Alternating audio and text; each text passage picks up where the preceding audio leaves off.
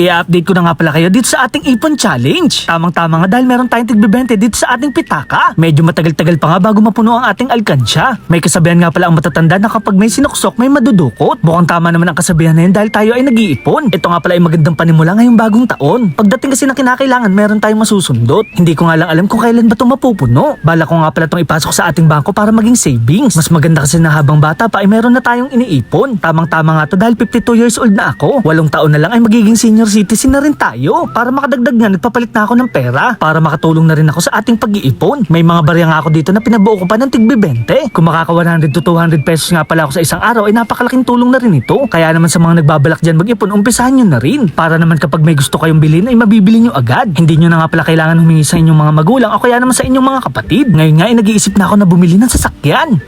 Char. So paano guys, hanggang dito na lang. Maraming salamat sa panonood. Paalam! Yeah!